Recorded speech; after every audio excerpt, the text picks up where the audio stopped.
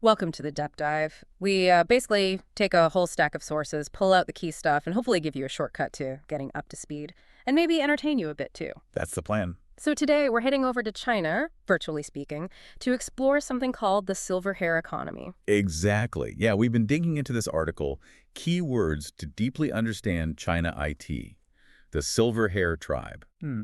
Our mission really is to unpack the opportunities, the innovations popping up as China's population gets older, and crucially, how the tech sector is responding. Right.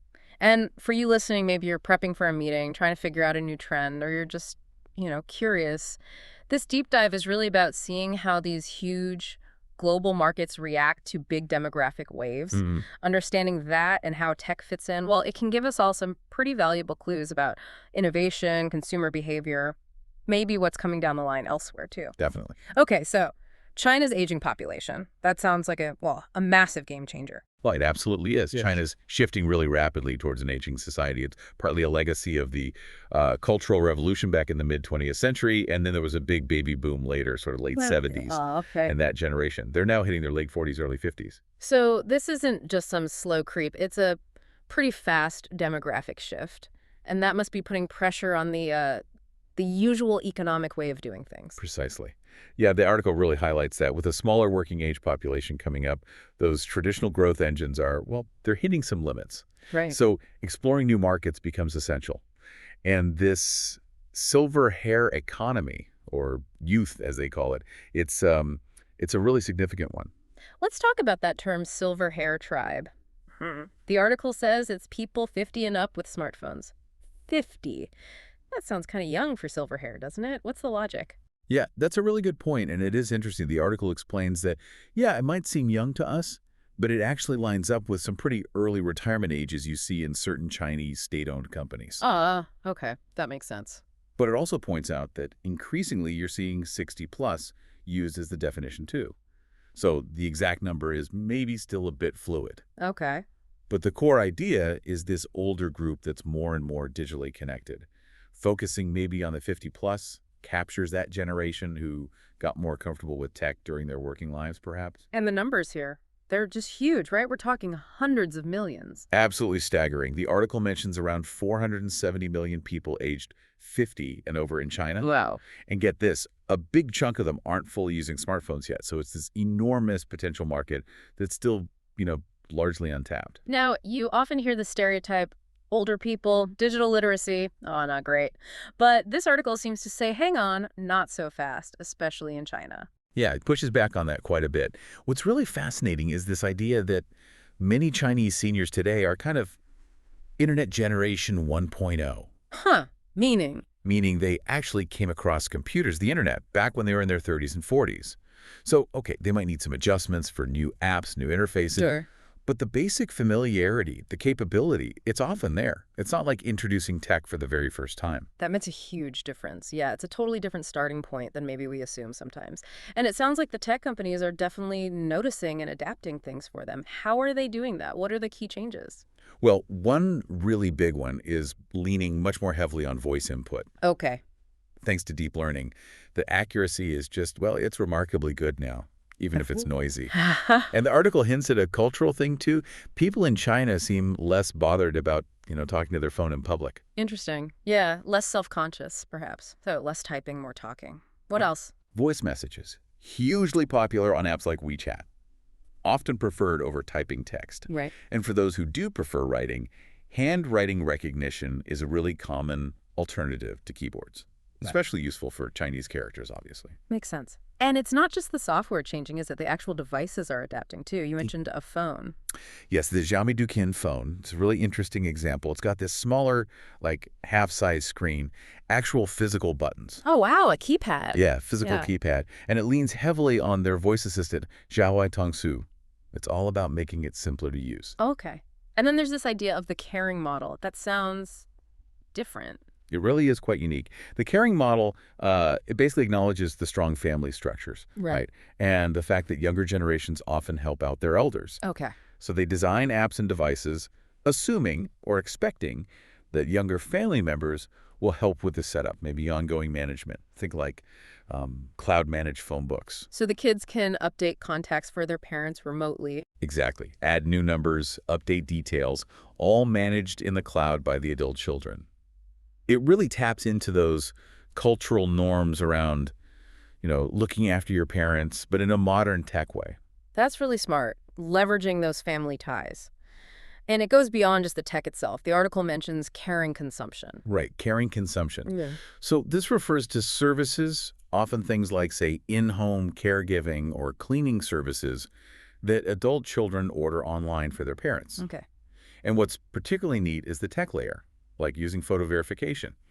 The service provider finishes the job, takes a picture, sends it to the kids. Ah, so they get confirmation it was done, reassurance. Exactly. Reassurance, accountability, all built in. And even e-commerce is adapting this way. Yeah, you see scenarios where the kids help their parents browse online, find products, get them shipped straight to the parents' place. And then handle the payment. And then handle the payment, yeah, through Alipay or WeChat Pay. It's a much more sort of assisted, collaborative way of shopping online. It definitely sounds like tech companies see this silver hair market as, well, a pretty big deal. The last huge market, the article calls it. Yeah, what's interesting there is this sense that the markets for younger people, middle-aged people, they're getting pretty full, saturated. Right. Everyone who wants a smartphone basically has one. Pretty much. That So makes the sense. silver hair tribe, this huge group, still has massive potential for, engagement, spending, growth.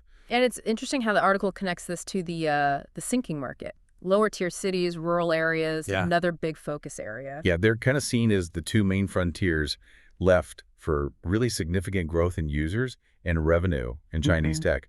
We saw Pinduoduo's success in those lower tier markets. Right. And now there's this big push to connect with the older generation too. Okay, so when older people do use these apps, is how they use them very different from younger folks? The types of apps might not be wildly different. Yeah. The article notes some overlap in the top 10 most used apps, that kind of thing. But when they use them can differ. Like there's a noticeable spike really early in the morning for news apps, something like keizai. Probably just reflects different daily routines, right? How they get their information. Makes sense. And the article flags up the popularity of point systems in some apps. Seems like it's not always just about the cash reward. Why do you think points click so well with seniors? That is a great question. It seems like the appeal is more than just, getting a few cents back. It might tap into a feeling of accomplishment. Like achieving something. Yeah, like a structured activity, a sense of progress as you watch the points pile up. Maybe it also provides a bit of routine, engagement, something that can be really valuable, after retirement. Interesting. And then these cultivation mini games with real prizes. That sounds like a very clever hook. Oh, absolutely. Yeah. These games where you, virtually grow a fruit tree. Right. And if you tend to it regularly in the app, you eventually get actual real fruit delivered to your door. Huh. Seriously. Yeah.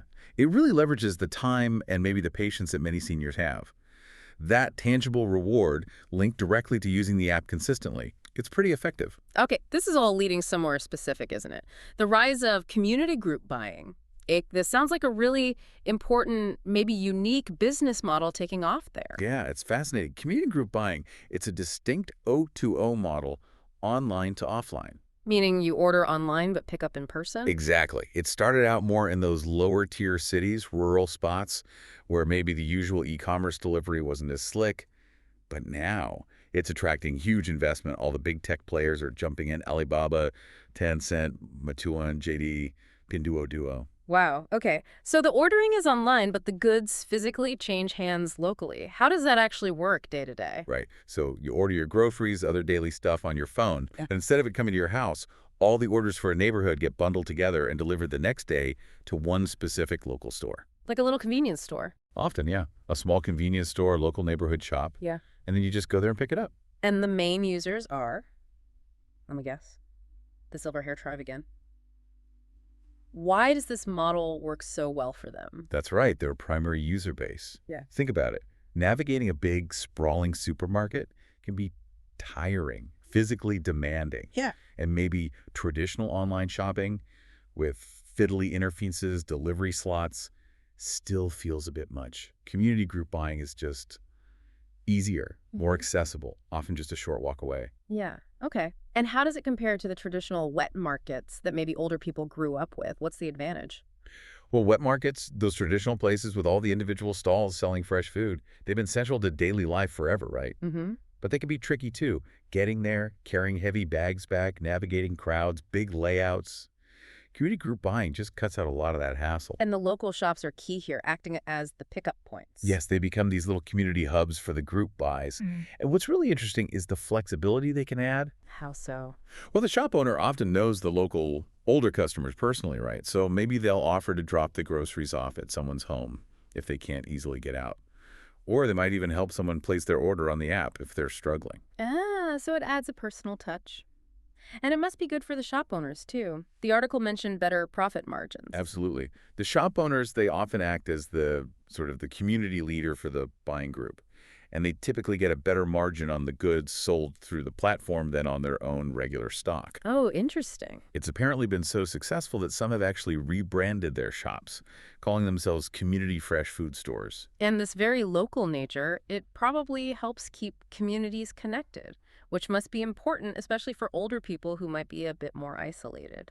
That's a really crucial aspect, I think. Because the service radius is pretty small, these buying groups can genuinely help maintain, maybe even build local social ties. The article makes a neat comparison, actually, to how some local electronics shops have survived in Japan by offering really personalized service and building strong relationships with older customers. Right. And COVID, the pandemic, apparently gave this whole model a big push. Oh, definitely. Makes total sense, right? Yeah. Seniors were being extra cautious, avoiding crowded supermarkets. Yeah.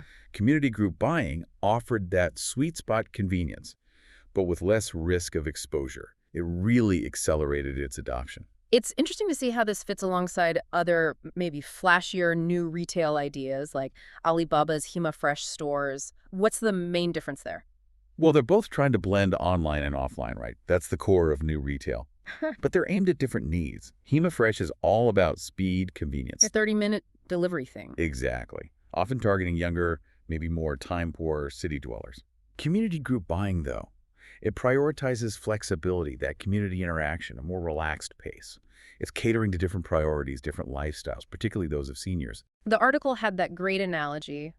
Traditional e-commerce is the main artery, new retail is like the blood vessels, and community group buying is the capillaries. Really shows how deep this digital stuff is reaching in China. Yeah, it's a brilliant way to picture it, how these different models aren't competing so much as complementing each other, creating this really dense network integrating online and offline right down to the neighborhood level. And it really makes you think, could models like this help, revive local shopping streets in other countries? Absolutely. I think the success there suggests that if you can cleverly combine online tools with the strengths that local shops already have, the personal connections, the local knowledge, maybe there is a path forward for revitalizing those community high streets elsewhere. So wrapping this up then, this deep dive into China's silver hair economy, it paints a picture of a huge dynamic market that's changing fast. Exactly. You've got these big demographic shifts meeting really adaptable technology. And out of that come these unique business models like community group buying, tailored specifically for the needs and habits of this growing older population. And it definitely knocks down that old idea of seniors being, digitally clueless. As the tech gets easier, that gap is clearly shrinking. Yeah, and what's really striking is how it's not just about making tech usable for seniors, but really understanding and tapping into their specific needs, their life stage, what they value. This has been genuinely fascinating. Really makes you stop and think. How might similar shifts, demographically, technologically, be reshaping things where you live? What kind of unexpected opportunities pop up when we really try to understand what different generations actually need and want? Definitely something to mull over.